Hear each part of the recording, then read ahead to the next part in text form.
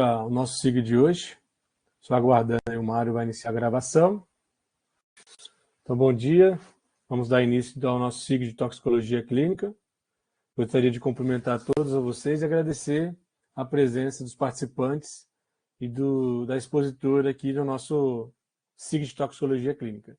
Então, hoje o tema é bem relevante e ele vai tratar sobre as reações cutâneas a medicamentos e sistema HLA, outros fatores genéticos. Deixei ali na nota compartilhados, então, alguns recados durante a palestra. Gostaria que deixasse suas dúvidas, perguntas, para a gente possa discutir após o término dela. Se alguém tiver sugestões ou críticas ao SIG, de toxicologia clínica, por favor, escrever para camiloguidoni@uel.br. Lá a gente vai fazendo os ajustes que for necessário. Gostaria de enfatizar que essas lives são promovidas pelo SIG de toxicologia clínica, via RUT, a Rede Universitária de Telemedicina, que estimula a integração e a colaboração entre os profissionais de saúde por meio desse grupo de interesse especial. O SIG promove sessões, videoconferência, webconferência. E aí eu gostaria de apresentar a nossa palestrante de hoje. É um prazer que a gente tenha a presença da professora doutora Taloá Espina Tencini. A doutora Taloá, ela possui graduação em medicina pela Universidade Federal de Santa Catarina, residência médica em neurologia clínica e neurofisiologia clínica e epilepsia pela Universidade Federal do Paraná. Ela é mestre e doutora em medicina interna pela Universidade Federal do Paraná. Ela é especialista em ensino médio pela Universidade Federal do Paraná e é professora do curso de medicina da Faculdade Pequeno Príncipe. Trabalha como neurologista do Complexo Hospital das Clínicas da UFPR. E na conversa de bastidores, vamos dizer assim, a Taloá me contou então que ela foi estagiária do CIATOX de Santa Catarina, lá com a doutora Marlene. Tá? Então, doutora Taloá, muito obrigado pelo aceite do convite. A dinâmica é mais ou menos 1 hora de palestra da sua fala. Depois nós temos 30 minutos para a discussão das perguntas que os participantes vão enviando durante a sua fala. Então, por favor, a palavra está contigo e fique à vontade para fazer a apresentação. Obrigada, professor Camilo. Muito obrigada pelo convite. É uma honra imensa estar aqui falando hoje para vocês. Como eu tinha falado nos bastidores, o CIATOX foi muito importante na minha formação. Inclusive, me influenciou na escolha do meu tema de doutorado. E eu conheço a qualidade dos profissionais que atuam no CIATOX. É um grande orgulho ter feito parte mesmo como que estagiária e hoje apresentar o meu trabalho e falar um pouquinho sobre as reações cutâneas a medicamentos para vocês. Então, eu sei que a plateia é fera, eu espero poder trazer novidades para vocês também. Vou começar a compartilhar aqui, vamos lá.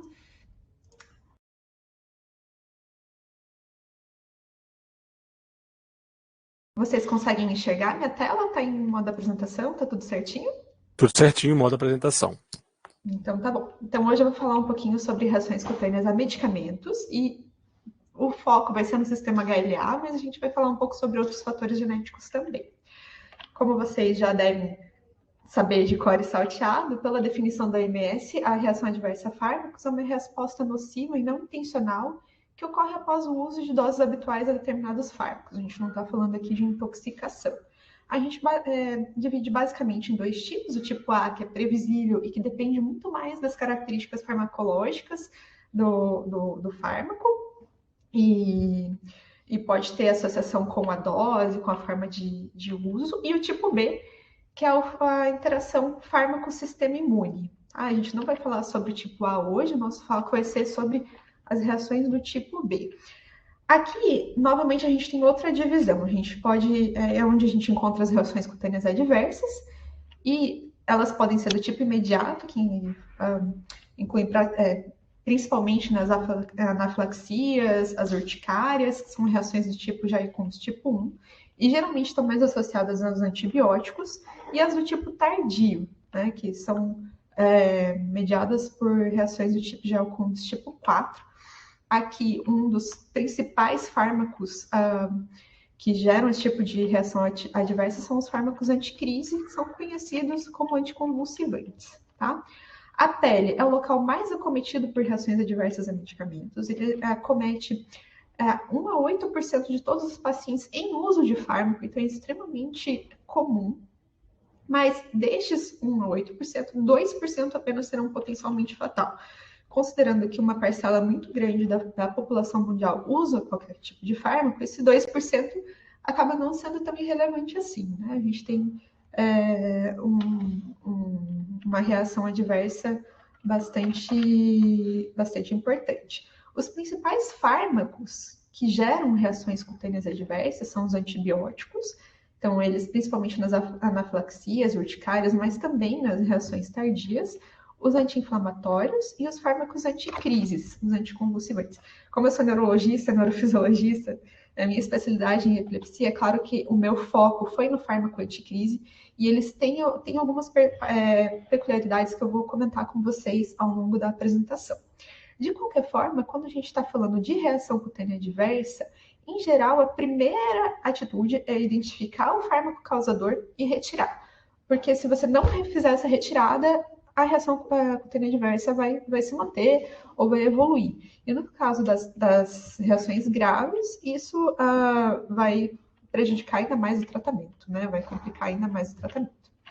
As principais formas clínicas dessas reações adversas incluem o exantema maculopapular, a erupção fixa à droga, a pustulose enxantomatose generalizada aguda, o DRESS, né, que é uma reação à droga com eosinofilia e sintomas sistêmicos, e o espectro Steven-Johnson necrólise epidérmica tóxica, tá? Em que a gente vai ter necrólise epidérmica mesmo, essa vai ser a característica fisiopatológica predominante. A gente vai classificar em graves e leves, podemos dizer. As graves, então, a JEP, DRESS e Steven-Johnson, essas sempre vai ter que ser uma retirada rápida dessa medicação e a gente não vai poder fazer uma nova teste terapêutico mais para frente. No exantema maculopapular e na erupção fixa à droga, pode-se considerar submeter o paciente novamente ao fármaco, mas em outro momento, né? Isso pode ser pesado. Mas nessas situações aqui, é contraindicado. Tá? Eu vou falar um pouquinho sobre as formas clínicas, só para a gente se ambientalizar, e depois a gente fala um pouco mais sobre a fisiopatologia, o papel do HLA e dos outros fármacos, dos outros fatores genéticos, tá? Então, começando por reações mais leves, com a erupção fixa à droga, o que a gente vai ter? A gente vai ter uma lesão eritematosa, uma base eritematosa do tipo mácula, às vezes com placa, com um centro um pouquinho mais escurecido. Raramente pode ter bolha e pode ter, antes da reação cutânea, uma sensação de coceira ou queimação local. Tá? O que é muito característico da erupção fixa à droga? Então, o paciente usou a medicação, 30 minutos ou 8 horas após a exposição, então rapidamente a gente já vê a lesão, retira o fármaco, pode deixar uma área hiperpigmentada após a resolução do quadro agudo, mas se eu der novamente o mesmo fármaco, essa lesão vai aparecer exatamente no mesmo lugar. Acredita-se que isso aconteça por ativação dos linfócitos T de memória residentes no próprio tecido. Então, é sempre no mesmo lugar, por isso que chama erupção fixa à droga. Tá? E geralmente são bem poucas lesões, isso quando não é uma lesão única. Os fármacos mais comumente envolvidos nesse tipo de reação são esses listados aqui, não vou falar um por um, mas a gente vê de novo ali os anti-inflamatórios, também fármaco anticrise e antibióticos. Uma outra reação considerada leve, mas vocês podem observar que ela é bastante extensa, é o SDRIF, né? O exantema intertriginoso inflexural simétrico, relacionado à droga, também conhecido como síndrome de babuíno, porque pega bem essa região aqui dos glúteos, né? Então, e nas áreas flexurais. A gente vê as placas eritematosas e perigenitais e perianais e áreas flexurais, e evolui com descamação. Também tem um início precoce, início até 7 dias, geralmente acomete mais homens, ao contrário das demais reações que costumam cometer mais as mulheres, especificamente no SDRIF a gente vê mais em homens. É mais raro ter sintomas sistêmicos e o tratamento de novo, retirada da medicação, corticoide. A gente vai ver principalmente esse tipo de reação com as aminopenicilinas e, de novo, é uma reação mediada por linfócitos T. O exantema maculopapular é de longe o mais comum. Então, 90% dos RCAs, das reações cutâneas adversas, vão ser por exantema maculopapular. Embora tenha esse nome, ele pode ter uma característica mais eczematosa, psoriforme ou liquenoide em algumas situações, mas o que a gente vê geralmente é lesões maculopapulares mesmo, geralmente com distribuição simétrica no tronco e daí se espalhando para as extremidades. Pode até ter bolha, às vezes, mas são bolhas pequenas, não acometem uma grande área corporal, e pode ter um pouquinho de manifestação sistêmica. Mas quando isso acontece, geralmente é uma febre leve, um mal-estar leve, é uma coisa assim mais incipiente, tá? Geralmente inicia na primeira semana, quando é a primeira exposição, mas se esse paciente já tiver tido contato com o fármaco anteriormente, essa reação tende a ser mais rápida. A gente tem que tomar muito cuidado para não confundir com urticária, que a gente vai ver aquela lesão em placa, geralmente maior, bem definida, que aparece em poucas horas depois do uso do fármaco. Tá? Então, o maculopapular costuma ser mais difusa, com lesões pequenininhas, e acometer uma área razoavelmente grande, geralmente começando pelo tronco. Tá? Os fármacos mais comumente associados são os antibióticos, tuberculostáticos, de novo, fármaco anticrise e antihipertensivo. Por que o exantema maculopapular é especialmente importante? Além de ser o mais comum, boa parte das outras reações graves vão começar com essa característica, vão começar muito parecida, assim, com uma forma maculopapular. E no comecinho pode ser muito difícil para o clínico distinguir se isso vai ser um exantema maculopapular leve ou se isso vai evoluir para as formas graves. Então, bom, de qualquer forma, o tratamento vai ser retirado do fármaco, mas você caracteriza muito bem a clínica nesse momento aqui, vai me ajudar mais para frente a considerar ou não reutilizar esse fármaco para o paciente. Por que eu bato nessa tecla? Bom, quando a gente está falando de antibiótico, de anti-inflamatório, geralmente a decisão de retirar o fármaco e nunca mais usar é razoavelmente fácil. A gente tem muitas opções de tratamento, são tratamentos que geralmente o paciente usa de forma pontual. Só que isso não acontece para o fármaco anticrise. Na verdade, para o fármaco anticrise, para epilepsia, a gente tem uma quantidade pequena de fármacos disponíveis no SUS, e a maioria desses fármacos do SUS, eles são muito relacionados a farmacodermias. Então, a gente tem um índice de notoriedade de fármacos, principalmente lá para o Steven Johnson e NET, mas os nossos fármacos para epilepsia, eles também estão muito associados a DRES e exantema maculopapular. E a gente tem 6 fármacos com alta notoriedade, ou seja, com alto risco de desenvolvimento de farmacodermias graves, né? Então, a gente tem lá carbamazepina, oxcarbazepina, lamotrigina, fenobarbital, primidona e fenitoína. Então, assim, destes, o único que não tem muita associação com farmacodermia, que tem de pronto acesso na UBS, é o ácido valproico. Então, para o paciente que tem uma farmacodermia grave, a gente tem uma restrição muito grande de opções. Isso porque quem já teve uma farmacodermia com um desses 6 fármacos tem uma chance maior de ter uma segunda farmacodermia quando a gente troca a medicação, principalmente logo depois da resolução do quadro agudo. Então, além da gente restringir as opções, a gente tem que pensar que normalmente o tratamento de epilepsia é um tratamento para a vida. Então, eu dizer logo no começo que esse daqui foi um exantema maculopapular ou que isso daqui vai evoluir para um Steven Johnson, isso vai fazer uma diferença grande a longo prazo para o paciente. Tá? Então, essa caracterização clínica no início do quadro é extremamente relevante, principalmente para os pacientes com epilepsia.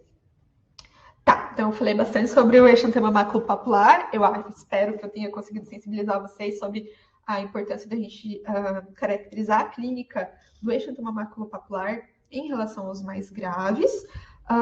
O exantema maculopapular, ele é mediado principalmente por CD4 positivo, então linfócito T helper, mas ele vai ter contribuição dos outros tipos de linfócito T também, eu vou falar um pouquinho mais para frente.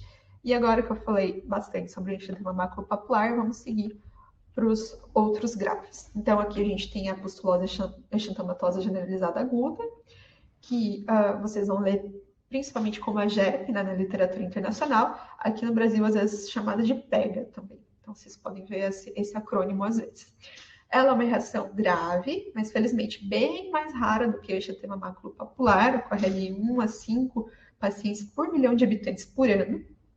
E, geralmente começa com um eritema mais edemaciado, difuso, que evolui para pequenas pústulas, geralmente não foliculares, e estéreis, que vão se confluindo de novo, principalmente ali nas áreas flexurais, né? Então, a área flexural tem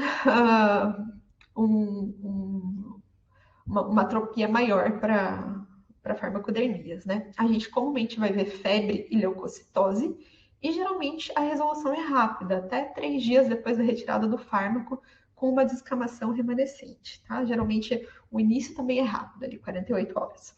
A gente vê principalmente com beta-lactâmicos e desculpe, anti-inflamatórios, tá? O mecanismo é principalmente por linfócito T, nenhuma novidade, né? Todos eles até agora foram por linfócitos T. E há uma farmacodermia considerada grave, a gente precisa realmente tirar o fármaco causador o mais rápido possível e identificar o fármaco causador. A gente pode usar o índice de Naranjo, né, para ver qual que tem maior relação temporal com a farmacodermia. Uma outra farmacodermia bastante importante é o DRESS, que é uma reação à droga com eosinofilia e sintomas sistêmicos. Ela vai acometer lá 10 pacientes, 10 habitantes por milhão de habitantes por ano, tá? Caracteristicamente, a gente vai ter febre logo no início do quadro, é uma febre alta de pelo menos 38 graus, e geralmente evolui com edema facial, e daí sim as lesões maculopapulares simétricas. Qual que é a dificuldade aqui no DRESS? Como começa com febre, com mal-estar, às vezes com uma queda do estado geral, frequentemente isso daqui é confundido com uma infecção viral, tá? E daí depois evolui para maculopapular e fica naquela confusão. Será que a lesão maculopapular é para o início do fármaco ou será que é por um quadro infeccioso, né? Então isso pode confundir um pouco no começo. Tem muito acometimento sistêmico, então a gente vai ver linfadenopatia, a gente pode ver hepatite, a gente pode ver alteração renal, muscular, cardíaca, pulmonar, complicando ainda mais essa distinção entre uma reação por infecção ou por drogas. Outra coisa que complica essa identificação: quando você tira o medicamento que causou o DRESS, a resolução é lenta. Então, demora 15 dias para a gente ver, pelo menos 15 dias para a gente ver a melhora cutânea.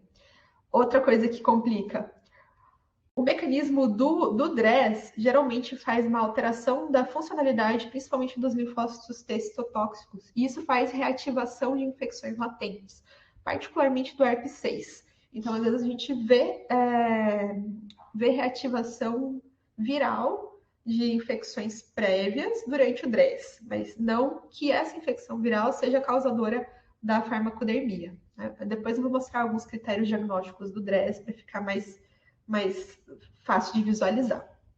Além disso, o início do DRESS ele é mais tardio, ele pode demorar até 3 meses após o início do fármaco para começar o quadro clínico mesmo.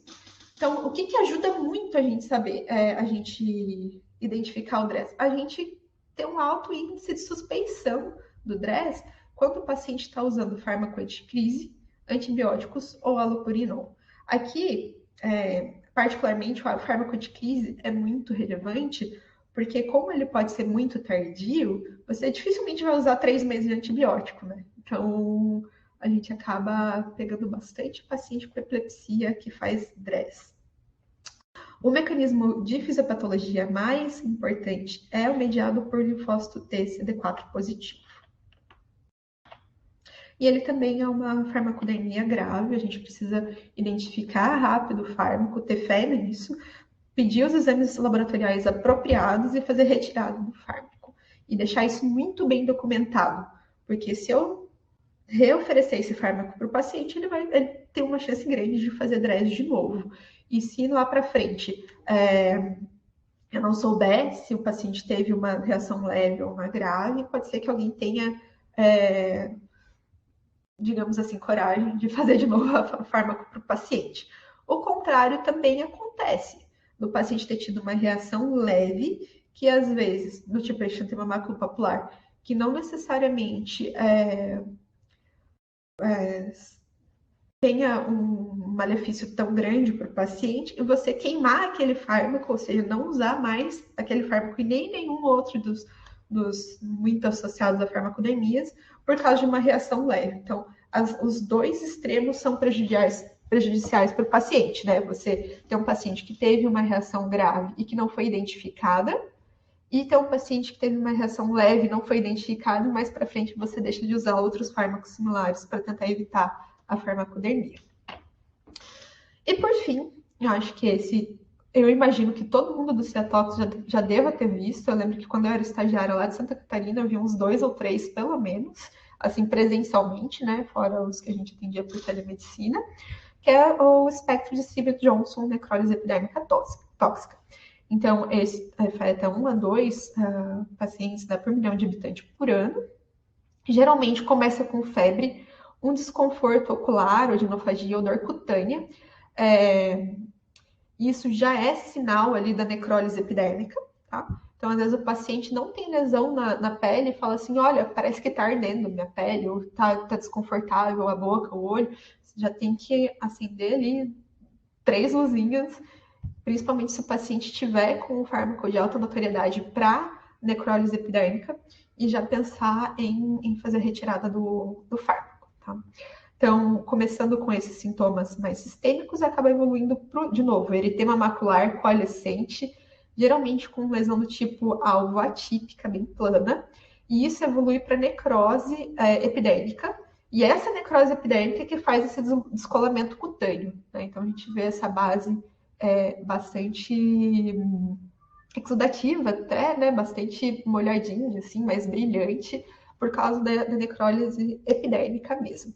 E é isso que faz o sinal de Mikulski, né? Então, o sinal de Mikulski é você fazer uma pressão tangencial na pele e você vê o descolamento cutâneo, mesmo quando você não tinha bolha antes. Então, isso é bem característico ali da síndrome de Stevens-Johnson, tá? 90% ou mais terão algum acometimento de mucosa, tá? Mas existem alguns autores que colocam que isso não é absolutamente necessário para a gente ter o diagnóstico de Stevens-Johnson, tá? Então, isso tem um pouquinho de controvérsia. Geralmente, o início é até 56 dias do início do fármaco, porém, existem alguns autores que já estendem um pouco mais a latência para o início de Stevens-Johnson, particularmente quando a gente tem um fármaco de meia-vida muito longa, né? Como é o caso, de novo, dos fármacos anticrise. O fato de ser meia-vida longa, gente, isso faz a gente pensar também que na retirada do fármaco ele pode demorar mais, né? Para você ver a melhora clínica. Então, você pega lá um paciente que está usando fenobarbital e eu retirei o fármaco, daí eu comecei fenitoína e ele não melhorou a pele, você nunca vai saber direito se foi porque o fármaco ainda não fez o clearance, ou porque o paciente também tem uma farmacodemia à fenitoína. Lembrando que logo depois da farmacodemia, a gente tem como se fosse um aumento de sensibilidade mesmo, você fica mais propenso a fazer uma segunda farmacodemia, né? Então, na troca dos fármacos ali, é importante, sempre que possível, trocar por um fármaco que não seja muito associado a farmacodemia. No caso da epilepsia, a gente tem bem poucas opções para os pacientes com epilepsia mesmo, né, que tem muita crise. Então, para a gente sobra os benzodiazepínicos, topiramato, ácido valproico, lacosamida, basicamente esses, né, que tem bem pouca associação com... Bom, agora a gente até tem outros fármacos que vão entrar, o brivaracetam, o perampanel, que têm menos associação com farmacodermia, mas eles são ainda de mais difícil acesso para a maioria dos nossos pacientes. Bom, aqui no Steven Johnson, então, os principais fármacos associados, de novo, fármaco anticrise, allopurinol, anti-inflamatório, sulfonamidas. E aqui, o mecanismo principal, né, mais preponderante de farmacodermia é aquele mediado por linfócito T CD8 positivo. De novo, é essencial, você não vai conseguir fazer resolução da farmacodermia grave, a menos que você tire o fármaco causador, né? A gente tem scores de validação para DRESS e para JEP, tá? Então existem critérios diagnósticos muito bem definidos para DRESS. Aliás, só um adendo, né? O DRESS era conhecido também como síndrome de hipersensibilidade até pouco tempo atrás. Então, vocês podem ver muito material que trata com o termo síndrome de hipersensibilidade, tá? Mas hoje o mais bem estabelecido é DRESS. Então, a gente vai ter lá febre maior que 38,5, linfonodomegalia, que frequentemente ninguém pesquisa nos nossos pacientes que chegam com uma farmacodermia lá no pronto atendimento. A eosinofilia, tá? São pelo menos ali 700 eosinófilos, quando a gente tem uma leucocitose normal. Linfócitos atípicos. A dermatoscopia, a gente precisa de um exantema cutâneo bastante extenso.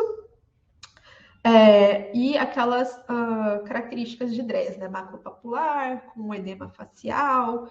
Sempre que possível, se a gente puder ter a biópsia para todos os pacientes, tá? Então, mesmo no exantema maculopapular, se for possível fazer a biópsia, isso é muito importante, é só um punchzinho ali, e a gente consegue documentar o principal mecanismo fisiopatológico. Isso vai ajudar muito no futuro esse paciente saber qual que é o risco dele usar novamente aquele fármaco ou um fármaco similar, tá? O envolvimento sistêmico, então a gente precisa pedir exames laboratoriais para esse paciente, precisa pedir função e lesão hepática, função renal, a gente precisa avaliar a função pulmonar, muscular, incluindo cardíaca, pancreática, e entre outras alterações. Geralmente, a resolução do DRESS demora pelo menos 15 dias, e existem outros exames laboratoriais que são importantes pedir para o paciente que chega com suspeita de DRESS, né? Então, FAM, hemocultura, sorologia para hepatite A, B e C, clamídia, micoplasma, outras sorologias para PCR, então, assim, herpes tipo 1, tipo 6, Epstein-Barr também. E se nenhuma delas positiva e mais que 3 negativa, daí a gente pode dizer que tem um pontinho a mais aqui para DRESS. Só que, gente, às vezes o paciente chega lá com uma febre, um edema facial não tão exuberante e um exantema maculopapular. Então, às vezes não, é bem comum lá na emergência o pessoal esquecer de fazer toda essa avaliação, até porque é bastante específica, né? Então, é importante que a gente lembre os nossos colegas, lembre quem está atendendo lá na emergência, principalmente, que geralmente é quando o paciente chega, de fazer essa avaliação completa para todo mundo com exantema maculopapular e febre, pelo menos. Para quem trabalha com fármacos que tem um risco muito alto de fazer lesão cutânea, como é o meu caso, por exemplo, eu já deixo eles avisados. Olha, gente, eu estou começando esse fármaco aqui. Caso aconteça de aparecer alguma manchinha na pele, por favor, entre em contato comigo e daí a gente reavalia. Às vezes, o paciente pode ter só um rachezinho local, um rache tipo mais em faixa pelo fármaco, e aquilo não ser uma reação cutânea do tipo 4, né, de Giacome's, que você espera um pouquinho, passa, o paciente continua usando o fármaco sem nenhum problema. É muito importante a gente ter essa proximidade com o paciente quando ele está iniciando um fármaco de maior risco, tá? E avisar o paciente. Mas, vira e mexe, ele vai, em vez de procurar o médico que prescreveu, procurar uma emergência, né? Então, todos esses profissionais devem estar bem atentos a esses detalhes. Para o AGEP, né, para a pustulose, a gente também tem critérios diagnósticos que ajudam bastante na definição diagnóstica, mas a gente não tem isso tão bem definido para o Steven Johnson. Então, para o Steven Johnson necrólise epidérmica tóxica, a gente vai ter muito mais uma avaliação clínica. Eu acabei não frisando, né, mas só para a gente relembrar, Steven Johnson, ele acomete menos que 10% da área corporal, da superfície corporal. Necrólise epidérmica tem que ter pelo menos 30%, e a gente tem uma sobreposição dos dois ali, que é de 10% a 30%, a gente vai chamar de overlap, né, ou sobreposição Steven-Johnson, necrólise epidérmica tóxica, tá? Mas ali dentro, a gente tem algumas coisas que são preditoras, que são realmente essa dor, dor cutânea, dor de mucosa, e o diagnóstico de certeza, né, quando a gente tem uma sobreposição, às vezes precisa realmente da biópsia. Tá? Por isso que essa biópsia ela é bem relevante. Bom, todas essas reações cutâneas adversas que eu comentei com vocês, elas têm, em maior ou menor grau, a ativação de linfócitos T, tá? E como que esses linfócitos T são ativados, né? Então, desculpa, eu mudei de última hora a ordem desse slide. Então, a gente tem uma sobreposição dos mecanismos fisiopatológicos. Como eu disse para vocês, que boa parte dessas reações graves, eu não coloquei aqui a JEP, mas ela também pode começar com uma exantema maculopapular. A gente tem uma sobreposição clínica, a gente também tem uma sobreposição de mecanismo fisiopatológico. Então, no exantema maculopapular, a gente pode ter reação do tipo 4B e 4C, né? Então, CD4 e CD8 positivo. Assim como no DRESS, tá? Embora a gente tenha predominantemente CD4, a gente tem um pouquinho mais de... A gente tem também CD8, né? Não é exclusivo. E no Steven Johnson também, né? No AGEP também a gente vai ter... Ele é do 4D, na verdade, mas a gente pode ter uma sobreposição de fisiopatologia. Só para a gente lembrar um pouquinho, né? Como é que eu vou fazer a ativação desses linfócitos T? Então, o linfócito T, tanto CD8 quanto CD4, eles vão ser ativados quando a molécula de HLA, que é a molécula de apresentação de antígeno, né? Antígeno leucocitário humano específico, ela apresenta um antígeno para o receptor da célula T, e isso faz com que a célula T se ative. No caso do CD4 positivo, geralmente, geralmente não, quem ativa o TCR do CD4 positivo são os HLAs de classe 2, e elas são antígenos de superfície das células apresentadoras de antígeno.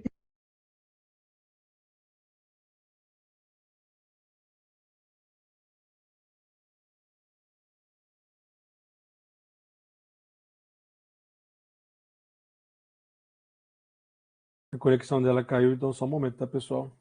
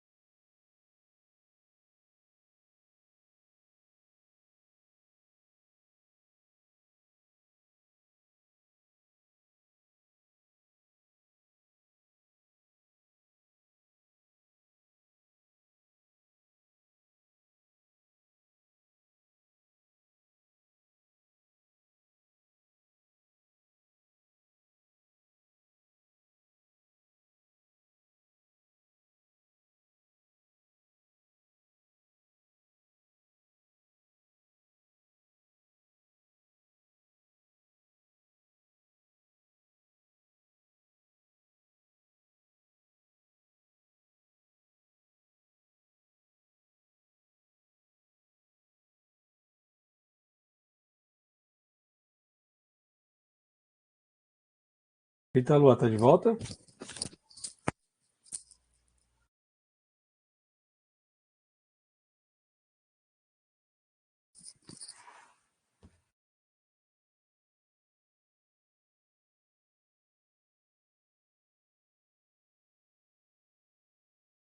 Pronto. Tá me ouvindo? Agora tô te ouvindo. Você me ouve?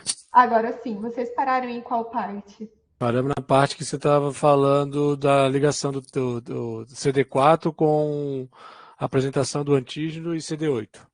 Tá. Então acho que foi o slide anterior. Deixa Deixa eu eu ver. ver. Compartilha aí quem está sem compartilhar o slide. Sim.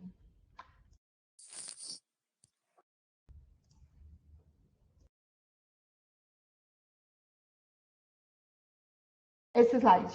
Esse slide, você já tinha passado todas as correspondências de ativação para cada uma delas e estava aí. Você estava nessa volta. Estava no finalzinho dele, na apresentação do HLA, para ativar o CD8. Então tá bom. Então, vamos lá. Professora, se quiser ativar a câmera, tá? Só webcam. Perdão. Só um Obrigado, pouquinho. Mário. Ops.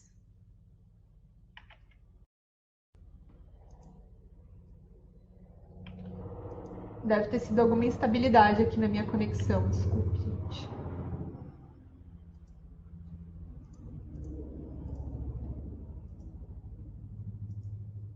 Tudo certo? Conseguem ouvir e conseguem ver? Isso mesmo.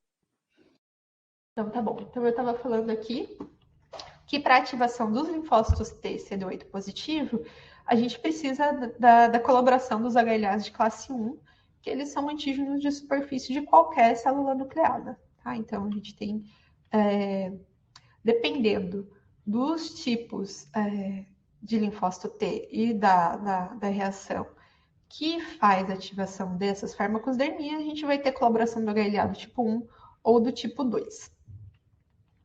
Tá, e daí vocês podem estar se perguntando como é que o HLA, como é que o fármaco, na verdade, que é uma molécula bem pequenininha, consegue ativar o HLA, que normalmente que é feito para apresentar peptídeos, né, antígenos. Então, assim, sequências bem maiores, moléculas muito maiores do que um fármaco. Então, existem algumas teorias sobre isso, tá? Então, lembrando que o HLA, ele tem uma apresentação muito específica de antígeno. Esse antígeno que se encaixar perfeitamente aqui na HLA é que vai ser... que vai ter a capacidade de fazer a ativação do receptor da célula T e do linfócito T.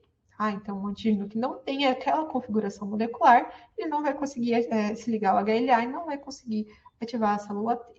Então, as principais teorias para ativação do HLA e da célula T a partir de um fármaco são a teoria do pró-teno, em que o fármaco se liga diretamente ao antígeno e ele, acoplado a esse antígeno, faz a ativação da célula T.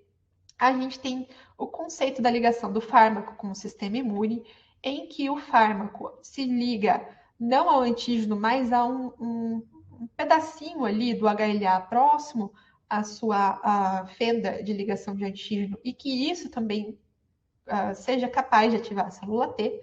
E existe uma outra teoria, que é a teoria de mudança de repertório, em que o fármaco se encaixa, daí sim, ali na fenda de apresentação de antígeno da molécula de HLA, e isso faz com que mude o tipo de antígeno que o HLA consegue apresentar para a célula T.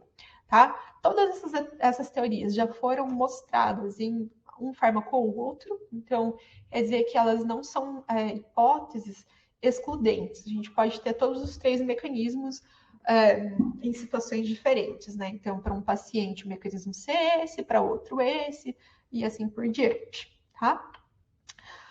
Bom, para a gente lembrar, né? Então, se eu preciso de um HLA que vai apresentar especificamente um antígeno muito particular para a célula T, e essa é a célula, a molécula, que vai nos tornar capazes de nos defender de várias agressões, então a gente precisa de muitos HLAs, né? Então, e é isso que a gente vê. O sistema HLA ele é extremamente polimórfico, é o sistema que a gente chama de hiperpolimórfico, né? Isso significa que para cada um dos genes a gente tem muitos alelos possíveis e cada vez mais a gente vai descobrindo mais alelos e vai descrevendo mais alelos. E cada paciente, então assim, o gene A, eu vou ter 2 alelos. E eu vou expressar os 2 alelos, a menos que sejam iguais, né? O gene B e assim por diante, tá? Então, lembrando aqui, o HLA de classe 1 vai ativar os meus CD8 positivos. Então, vai estar mais associado lá com Steven Johnson. A gente até pode ter associação ali com o PEGA, com o DRESS, mas como esse mecanismo fisiopatológico não é o preponderante, a gente acaba vendo mais ligação de HLA tipo 1 por Steven Johnson e necrose epidérmica tóxica. E o HLA do tipo 2 é quem vai ativar o CD4 positivo, né? Então, os DRA, DRB1 e assim por diante, é quem vai ativar o CD4 positivo. Isso é bastante interessante, porque assim, vou contar um pouquinho da história agora para vocês, de como que as pessoas começaram a fazer essa ligação do HLA com as farmacodermias, tá? Lá em 2004, a gente teve a publicação de um trabalho do Chung, que mostrou que 100% dos pacientes chineses do tipo Han, os chineses Han, desculpa, eles, 100% dos pacientes que tinham história de de Steven Johnson ou de necrose epidérmica por carbamazepina, tinham esse HLA aqui, o B1502. Então, isso levantou a lebre. Poxa, realmente a gente tem um fator genético extremamente relevante. Se meu paciente é dessa etnia e tem esse HLA, eu não devo dar carbamazepina porque ele vai fazer Steven Johnson, tá? E isso já gerou um alerta do FDA, recomendando que fosse feito, né, a genotipagem desse HLA para todos os chineses Han, antes de começar a carbamazepina. E a partir daí a gente começou a pensar, bom, se isso é tão importante para os chineses Han, será que a gente deveria... será que isso acontece para outras etnias também, né, para outros HLAs? E imagina a trabalheira que dá estudar isso para um sistema hiperpolimórfico, né? Então, a gente... tem uma chance, um campo muito grande de pesquisa aí, né? E de lá para cá, a gente, de fato, encontrou outros HLAs muito associados com farmacodermia, né? Por exemplo, o B5801, muito associado a Steven Johnson, necrose epidérmica, e DRES por allopurinol, né? Então, também tem uma importância grande aqui nos chineses Han. O B5701, por síndrome de hipersensibilidade, ou DRES, né, ao abacavir. Então, a gente tem ali também outro HLA bastante importante. Todos esses daqui, eles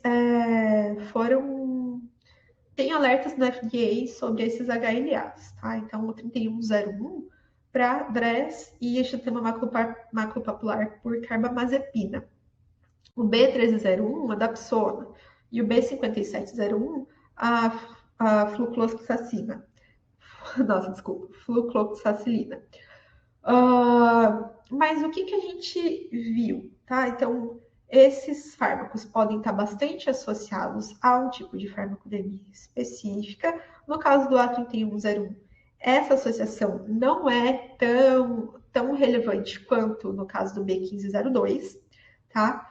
E a relevância desse HLA para a farmacodemia tem associação também com a frequência do HLA naquela população. Por exemplo, entre os chineses Han, 10 a 15% vão ter esse HLA. Então, assim, você vai ter esse HLA com uma frequência muito alta. Mas para os pacientes europeus, esse HLA acontece com uma frequência menor que 0,1%. Então, não adianta você procurar neles, porque a chance de você encontrar entre os europeus é muito, muito pequena, né? Então, a frequência do HLA na população tem um impacto grande na relevância de eu testar esse HLA para o meu paciente, tá? Então, embora a gente tenha esses alertas, é importante que a gente conheça a frequência daquele alelo na nossa população. E outra coisa bastante interessante é que a gente viu que existe uma associação especificamente do tipo de reação cutânea. Então, lá a carbamazepina, a gente está falando de associação com Steven Johnson. A gente não está falando de associação com DRES e HLA-B1502 e chineses Han. Então, especificamente um tipo de reação cutânea, especificamente um tipo de alelo HLA, especificamente a um fármaco e uma etnia. E, de fato, a gente viu já muitos fármacos, muitos alelos de HLA que têm associação entre a reação cutânea, o alelo e o fármaco, mas isso depende da etnia do paciente, tá? Agora, por que depende da etnia? A molécula de HLA é a mesma. Se a gente está falando de uma molécula que é a mesma, de um fármaco que tem a mesma estrutura molecular, por que vai fazer diferença a etnia do paciente? Bom, como eu disse para vocês, né? Além da questão da frequência da HLA na população, que faz a diferença para a gente pesar o custo-benefício de testar esse HLA, que não é um teste tão barato assim para todos os meus pacientes, a gente viu que o B1502 ele não vai estar associado a Steven Johnson em todos os pacientes que usam carbamazepina que não sejam chinês e RAM, né? Por que isso, se é a mesma molécula? Bom, a gente tem outros fatores, além das células T, que estão associadas, que são relevantes na fisiopatologia das diferentes farmacodermias, né? Então, a gente tem ali a forma de apresentação, a gente tem as citocinas, a gente tem a própria expressão dos genes, né, do HLA, a variação da expressão gênica do HLA, que interferem no risco de farmacodermia. Tá? Então, a gente lembrando da fisiopatologia, não é só a célula ir lá e ativar o linfócito T. A gente tem toda uma cascata de reações importantes ali para a gente ver a apresentação clínica, né? E foi isso mesmo que a gente foi descobrindo a partir de então.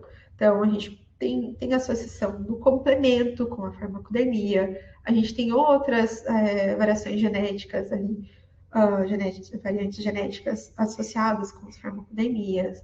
A gente tem o mecanismo de metabolismo do fármaco, então, os citocromos também associados com a farmacodemia, as variantes regulatórias, né? Então, aquele DNA regulatório que ele vai modificar o risco da farmacodemia em relação ao HLA e assim por diante. Então, por isso, o que a gente vê hoje? Não é só o HLA. A gente tem que saber como que foi a exposição, a gente tem que fazer estudo da genômico, epigenômico, o transcriptoma, o proteoma, avaliar como que é a forma da metabolização e colocar isso em integração com o fenótipo da farmacodermia, para a gente entender melhor os mecanismos, talvez até reorganizar, reclassificar isso. E a partir daí, sim, a gente vai poder trabalhar numa ferramenta de medicina de precisão que possa integrar todos esses fatores para a gente determinar o risco desse paciente evoluir com uma farmacodemia ou não. Que essa era, digamos assim, o santo graal ali de toda essa investigação, seria o desejável da gente ter um exame de laboratório que conseguisse me predizer se esse paciente vai ter uma reação grave ou não, né? Isso também poderia ajudar no diagnóstico e no tratamento, inclusive na evolução desse tratamento da doença de base, né? E não só do tratamento da farmacodermia, tá? Então, essa é a nossa história em relação da associação da HLA e dos demais fatores genéticos em relação à farmacodermia. É isso que a gente tem hoje. Vocês podem ver que a gente não está bem no começo, mas a gente está bem longe do fim de desvendar todos esses fatores que influenciam a farmacodermia. O que a gente fez aqui na UFPR? Tá? Então, como vocês viram, depende muito de etnia. A gente não tinha nenhum estudo na população brasileira. A bem dizer, a população brasileira ela é muito heterogênea, tem uma miscigenação muito grande. Então, é muito difícil dizer assim, o brasileiro RAM. Não, a gente tem muita miscigenação, né? Então, tem esse fator complicador. Vou dizer assim, essa pessoa tem origem europeia, mas origem europeia de quando? Dos meus bisavós, meus trisavós? Quanto que isso realmente determina que a minha origem seja europeia, né? Como é que a gente vai dizer que não existe miscigenação com outros povos, incluindo negros, asiáticos, indígenas? A gente sabe que a gente tem, de fato, uma discrepância muito grande entre fenótipo e genótipo, né? Pelo menos 40% aí de discrepância genética, de você olhar para a pessoa e falar, não, essa pessoa é de origem branca, e na verdade você vai ver a parte genética dela e tem uma origem africana bastante importante. Isso é outra discussão, mas a gente tem que ter em mente quando a gente fala da população brasileira, que ainda é uma população relativamente pouco estudada do ponto de vista de HLA. Para vocês terem uma ideia, meu trabalho de doutorado, então, foi para tentar determinar uma relação entre o HLA da nossa população aqui do Paraná e Santa Catarina, com a farmacodemia por medicação anticrise. Tá? E a gente não tinha a frequência dos genes na nossa população. Então, eu não sabia quanto por cento da nossa população tinha o A3101 ou o B1502, por exemplo. Então, a gente partiu do zero. Para conseguir fazer esse estudo, então, a gente reuniu 107 pacientes com reação adversa à medicação anticrise, e isso não necessariamente eram só pacientes com epilepsia,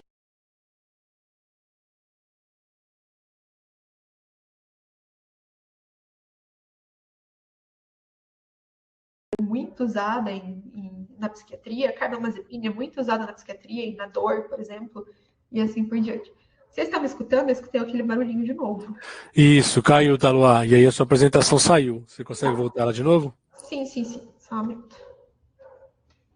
Cadê meu cursor? Tá aqui.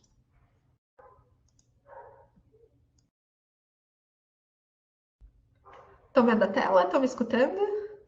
Te escuto e a tela, peraí, que ela está compartilhando. Pera. Aí voltou agora a compartilhamento. Perfeito. Se quiser ativar a sua câmera também, professora. Tá. Um minuto. Nossa, deu um travado aqui.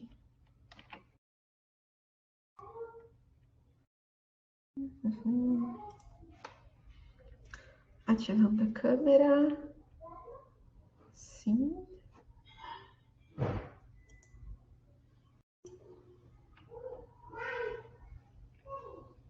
Vocês estão vendo a tela? Porque para mim não abriu do apresentador, mas eu estou vendo a tela de apresentação. Tá tudo certo? Tá pequena a tela, mas estamos vendo sim. Que estranho. Peraí que eu vou fechar e abrir a minha apresentação do PowerPoint. Perfeito.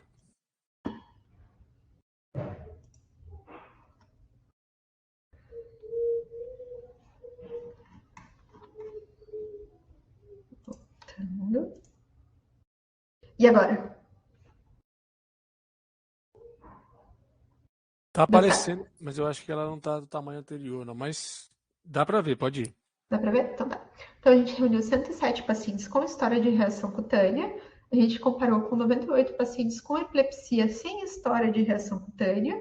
E a gente conseguiu, com o Redome, com o banco de doadores de medula óssea, 3.965 pacientes saudáveis de Santa Catarina e do Paraná, porque aqui no FPR a gente drena pessoal de Santa Catarina também para tratamento de epilepsia, então esses 107 pacientes aqui inclui pacientes de Santa Catarina, não só do Paraná, e a gente conseguiu fazer a genotipagem de alta resolução por NGS, né, de 11 genes do HLA.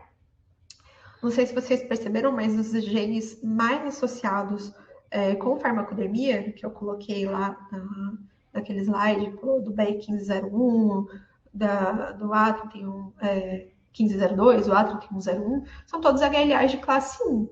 Então, o HLA de classe 2 ela é relativamente pouco estudado, embora ele tenha um papel muito importante na ativação do CD4 positivo. Então, a gente incluiu todos esses 11 genes e a gente tentou estabelecer uma associação com o fármaco, com a reação de cutânea adversa à fármaco anticrise. Bom, a gente de fato viu algumas associações, mas como a gente não tinha a frequência original desses genes na nossa população, eu fui obrigada a estudar todos os alelos. Então, isso fez com que, embora eu tenha estudado uma quantidade enorme de alelos, quando a gente faz correção para múltiplas comparações, você reduz muito o poder de estudo. Então, eu achei as associações, mas eu não consegui manter a relevância da associação após a correção de Bonferroni, tá? Então, ele dá um norte para a gente estudar esses alelos na nossa população, mas eu não consegui, com a minha pesquisa, ter uma decisão final sobre isso. A gente não teve nenhum alelo que fosse tão relevante quanto o B1502 para os chineses Han, né? Isso eu posso dizer, mas esses alelos aqui que a gente viu, uma associação mais fraca, por assim dizer, provavelmente a gente vai ter que estudar os outros fatores genéticos para a gente estabelecer melhor qual o papel deles na detecção precoce, né, de indivíduos em risco. De relevância, de bastante relevância, que a gente simplesmente não teve e não encontrou o B1502 na nossa população. Então, foram estudadas 4.170 pessoas e nenhuma delas tinha o 1502. Tá? Aqui eu mostro para vocês a minha tabela. A gente fez a comparação dos principais alelos, né, com os fármacos mais relevantes. Então, eu comparei os pacientes com e sem com história de farmacodemia e aqueles que tinham sido expostos ao mesmo fármaco, mas não tinham desenvolvido nada. Aqui, embora tenha pesos interessantes, quando faz a correção de Bonferroni, nenhum deles se manteve significativo. E quando a gente comparou pacientes com farmacodemia e a população controle, eu tive alguns alelos que se mostraram relevantes, tá? Então, o A3101, de novo, o A0205, foram os dois que, mesmo com a correção de Bonferroni, eles se mostraram relevantes na comparação dos pacientes com história de farmacodemia e controles. Só que, como eles não tinham essa mesma relevância entre os pacientes com e sem história de farmacodemia, é possível que esse resultado seja em decorrência de algum outro fator que tivesse em comum entre os pacientes com história de farmacodemia. Tá? O principal deles, que ainda vou estudar, é a epilepsia, né? Porque a maioria deles tinham epilepsia. Então, será que essa associação aqui é por epilepsia ou será que é por farmacodemia? Eu não consegui dizer isso com a pesquisa até agora, tá? Então, lembrando, foram 344 alelos, 3 tipos diferentes de RCA e 6 fármacos diferentes. Então, quando a gente multiplica isso daqui, é uma quantidade enorme de testes que foram realizados, né? Por isso que a correção praticamente acabou com todo o meu poder de estatístico, mas a gente já tem um primeiro pontapé, um primeiro passo, tá? Outra coisa bastante relevante, assim, que eu espero ter contribuído a gente não tinha a frequência desses alelos na nossa população. Então, para aqueles alelos que o FDA já emitiu alerta, eu consigo dizer para vocês que aqui na nossa população do Sul, né, de Santa Catarina e do Paraná, o A3101, ele é bem frequente, então 8%, quase 9% da nossa população tem esse alelo, acaba sendo muito, até superior à população europeia, que é quem mais tem associação do A3101. Agora, o 1301, o 1502 não tem nada e o 5802 é uma frequência muito, muito baixa. Então, também você provavelmente não foi o meu foco do estudo, né? Mas provavelmente não existe um benefício muito grande da gente testar esses alelos na nossa população aqui. Já o 5701, que é aquele associado à hipersensibilidade a abacavir, não foi tão ruim assim. Tá? A gente tem ali 3,5% da nossa população geral com esse tipo de alelo. Tá? Então, acho que essa é uma informação relevante do trabalho. Aqui eu também trouxe para vocês, além dos HLAs, né, a única outra coisa que o FDA recomenda testar é o citocromo 2C9 para farmacodemia grave por fenitoína. Tá? Então, esse é um não HLA, então, outro fator genético que está já bem embasado, né? Tem uma recomendação da FDA para testar nos nossos pacientes e que a gente também não sabe a frequência na nossa população. Então, é difícil a gente trazer isso para a nossa realidade. A gente ainda não tem uma realidade de testar, fazer um teste genômico ou genético para os nossos pacientes antes do uso do fármaco, mas a ideia é que no futuro a gente consiga fazer uma medicina personalizada, né, e conseguir já determinar quem são os pacientes com maior risco de desenvolver uma farmacodemia.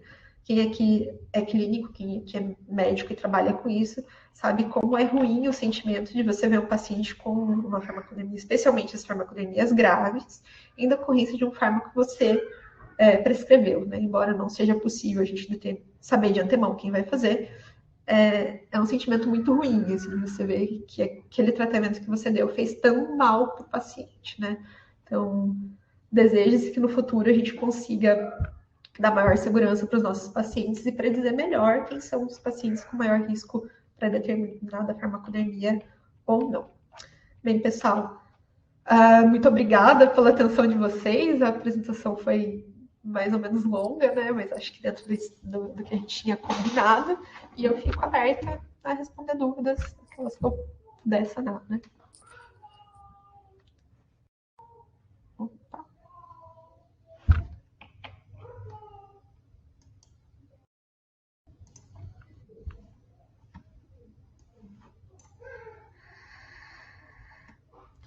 E acho que está fechado, Camilo. Estava fechado meu áudio. Eu agradeço pela apresentação, excelente tema, excelente conteúdo, bom aprender coisas novas, né? Então, bom mesmo e dentro do tempo do combinado, né? Mesmo com as intercorrências da queda da apresentação, a gente conseguiu cumprir o tempo, tá? Aí temos algumas perguntas, né? O José Aguinaldo, ele coloca no chat aqui: para os pacientes em UTI, especialmente os sedados, existe alguma ferramenta ou protocolo para que sejam identificadas reações? Sim, a gente tem algumas ferramentas. Então, a gente tem o índice de Naranjo para a identificação dos fármacos que possam estar associados à farmacodemia, e existe os critérios diagnósticos para DRESS e para JEP, né? Para a síndrome de Stevens-Johnson, é clínica, e eu sugeriria que para qualquer paciente começou um exantema, faça de fato o PUNCH, né? A biópsia. No meu trabalho ali de 107 pacientes, menos de 10 tinham biópsia. Assim, é muito difícil conseguir, assim, e isso faz muita diferença para o paciente. A gente, mais ou menos 30% tinha uma avaliação do dermatologista na fase aguda. Então, se a gente conseguir que o dermatologista veja esse paciente o quanto antes e faça a biópsia, isso é bastante relevante a longo prazo, né? O índice de Naranjo ele vai te ajudar a descobrir qual fármaco tem maior associação. Às vezes o paciente está usando 2 fármacos que têm maior risco, tipo o antibiótico e o fármaco anticrise, né? Na UTI é muito frequente da gente usar anticrise, principalmente fenitoína e fenobarbital, e nem sempre é uma decisão fácil tirar essa medicação, porque são os únicos 2 fármacos que a gente tem endovenosos, então você fica bem restrito ali, e você tem um risco muito grande de crise ou estado de mal quando você faz uma retirada abrupta. Então, assim, é bem difícil mesmo, é bem delicado para esses pacientes. No caso dos antibióticos também, não é sempre que a gente consegue trocar com conforto, né, o antibiótico do paciente. Então, as farmacodemias, como elas têm muita sobreposição, você tem que estar muito atento e usar de todas as ferramentas possíveis, né, para você determinar bem. Às vezes o paciente fez uma farmacodemia com 10 dias de UTI, mas ele vai ficar 2 meses. Então, você precisa ter uma base muito grande para você ter segurança de dizer, não, eu vou tentar de novo essa medicação, ou eu posso continuar usando essa medicação, ou eu vou tirar, né? Então, você não pode abrir mão de todos os recursos terapêuticos, assim, só por uma suspeita não confirmada do fármaco causar uma reação adversa. Durante sua fala, eu fiquei ali pensando em algumas situações. Existe alguma evidência na literatura para alguma dessas síndromes que você mostrou, né? De uso de alguma terapia prévia para minimizar a ocorrência, ou isso não teria nenhum benefício, nenhuma efetividade para essas condições que você apresentou? Então, para minimizar, existe, por exemplo, para a lamotrigina, até pouco tempo atrás, isso foi uma publicação desse ano, na verdade, a gente achava que a forma de iniciar a lamotrigina poderia influenciar o risco ou não de ele fazer uma síndrome de Stevens-Johnson. E a gente não tem comprovação científica disso. Então, assim, um dos maiores bancos de farmacodemia, né, de dados sobre farmacodemia, que é o Banco Alemão de Farmacodemia, revisou todos os casos dos últimos 30 anos de lamotrigina, e eles avaliaram se você começar com baixa dose, em intervalos mais lentos, se isso diminui a chance ou não de Stevens-Johnson, e não. A gente não tem uma evidência científica que corrobore que iniciando mais devagar, em menor dose, você diminui a chance de farmacodemia. O que faz todo sentido, né? Porque se a gente está falando de reação imune com uma molécula, eventualmente essa molécula, no final das contas, ela vai chegar lá na HLA, né? Então, não deveria fazer diferença. Mas existia essa ideia. O que a gente viu foi que os pacientes que começam mais devagar a lamotrigina, geralmente são pacientes, ou começar muito devagar ou começar muito rápido, geralmente tem mais a ver com o quadro do paciente, o quadro de base. Então, um paciente muito velhinho, por exemplo, ou mais debilitado, você tende a começar mais devagar. Pacientes que estão muito graves, você faz um início mais rápido da lamotrigina. E esses dois extremos tinham maior associação com mortalidade. Então, não era a forma de iniciar, mas o quadro base do paciente, o quadro clínico dele, né? O estado dele prévio que fazia diferença na rapidez com que o Steven Johnson começa. E não se ele começa ou não, porque ele começa. Isso para a lamotrigina, né? Para os outros fármacos, eu vou confessar que assim, eu não sei especificamente. O que a gente tem, vocês podem ir no JACI, né? É uma revista de imunologia. Eles têm alguns protocolos de dessensibilização para alguns tipos de farmacodermias. E isso também, depois eu tá gravando ainda, eu tenho um artigo, ele é aberto, eu passo para vocês, se vocês quiserem, os protocolos de dessensibilização. Mas isso não é para todos os fármacos, e especificamente quando a gente tem uma farmacodermia grave, do tipo Steven Johnson, DRESS ou a JEP, não se recomenda dar aquele fármaco de novo. A gente está falando de sensibilização para as farmacodermias mais leves, tá? E não é todo fármaco que tem protocolo de sensibilização. Por exemplo, para os fármacos anticrise, não achei nenhum, tá? Mas, sobre você classificar muito bem isso daí na fase aguda, por que é relevante se a farmacodermia não vai melhorar se a gente não tirar o medicamento? Às vezes, é o único fármaco que vai deixar o paciente sem crise. E crise epilética é uma coisa que, embora não seja fatal, ele tem um impacto muito grande na vida do paciente, né? O paciente que tem crise não pode dirigir, não pode, às vezes, tipo, cozinhar, né? Você vai ter uma crise e vai estar com uma água fervendo na mão. Então, você restringe muito a vida do paciente. Por uma reação leve, cutânea, talvez o custo-benefício não seja tão bom. Às vezes, numa reação leve, eu já vi paciente ficar bem usando corticoide ou antihistamínico a longo prazo. Então, você põe na balança mesmo, né? Se possível, a gente não usa, mas em algumas situações você vai ter que escolher. Né? Então, você dizer, eu posso escolher com enxantema maculopapular? Posso. Com o Steven Johnson não dá. Teve o Steven Johnson, não dá para usar aquele fármaco de novo. E aí, também fiquei pensando lá logo no início dos seus slides, sobre as 3 principais classes, né, que acometem essa reação cutânea. Exceto os antiepiléticos, né, que assim, se fosse comparar os outros, o número de pessoas que usam não é tão elevado, porque o anti-inflamatório e antibiótico, o número de pessoas que usam poderia ter uma relação. Existe alguma explicação científica sobre a predominância dessas 3 classes, ou é um achado aleatório que ainda não tem capacidade de explicar cientificamente? Existe uma sugestão para o caso dos medicamentos anticrise, que seja o anel aromático, que seja muito mais associado, né, que por uma questão molecular, química ali, aumente a chance de farmacodermias. Particularmente, eu acho meio furada essa explicação, porque a gente tem outros fármacos com anel aromático que não estão associados à farmacodermia, né? Por exemplo, a pregabalina, né? A gabapentina, eles também são aromáticos, mas eles não fazem tanto assim.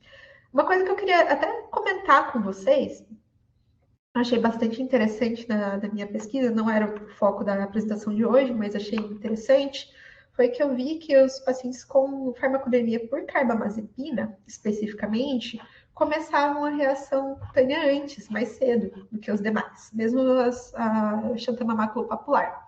Daí eu fiquei assim, puxa, por quê, né? Porque é tão mais cedo, assim, isso era bastante importante do ponto de vista estatístico, deu relevância estatística. E daí eu fui pesquisar um pouquinho melhor, assim, será que tem algum outro fármaco com uma estrutura molecular semelhante e que daí faça uma pré-sensibilização desses pacientes à carbamazepina? E eu descobri que a carbamazepina é um poluente, na verdade. E que tem um monte de publicação de outros países que acha a carbamazepina em quantidade relevante, pequena, mas relevante, por exemplo, na água da torneira ou em rios. Né? E a gente não tem isso aqui no Brasil. Acho que não entra bem na toxicologia, mas também não foge totalmente. Né? Não sei se vocês já tinham se deparado com alguma situação semelhante ou já tinham escutado alguma coisa disso aqui no Brasil? Essa é a minha pergunta, né? Vou aproveitar aqui o meu lugarzinho hoje para tirar essa dúvida. Legal, então assim, o que a gente já sabe, né, esses estudos mostrando a forma inadequada do descarte de medicamentos, né? Então assim, se descarta inadequadamente, se eu não estiver enganado, tem um estudo aí da região de Campinas mostrando a presença de hormônios femininos em algumas amostras de água, entende? Aí vai ter que investigar a causa dessa presença, né, no ambiente, seja ela por descarte inadequado ou pela eliminação física mesmo, né? Então assim, mas é uma parte importante aí da toxicologia ambiental, observando esse caso. A carbamazepina eu não tinha lido nada sobre, mas outros produtos farmacêuticos sim, já tem até estudos tentando trabalhar esse assunto. Tá? É uma coisa interessante para a gente pensar a médio e longo prazo. E se alguém tiver interesse, deve falar a gente pode conversar mais a fundo. Acho que a gente acabou as perguntas, tudo certo, sim. Só um minutinho, filho. Rapidinho. Peraí.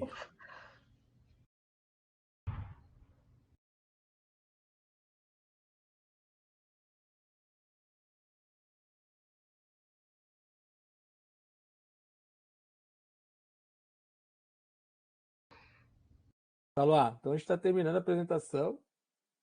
E eu agradeço novamente a sua disponibilidade por estar conosco aqui, trazendo todo esse conhecimento. E aí, deixa a palavra final, caso que a gente fale alguma consideração. Bom, eu só quero agradecer novamente pelo convite, mais uma vez reforçar que é uma honra enorme estar aqui com vocês. Eu tenho uma admiração enorme pelo trabalho do Ciatox, eu acho essencial.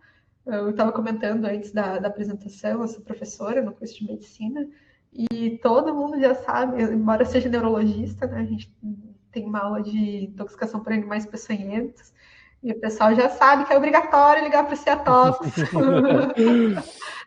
e notificar. Então, para mim é uma relação de muito carinho com o Ciatox. Fico muito feliz de participar mais uma vez. Nós que agradecemos a sua disponibilidade, todo mundo aqui no chat está agradecendo a sua apresentação e muito obrigado aí por estar conosco. Acho que tem alguém com a mão levantada só. Deixa O Ronan.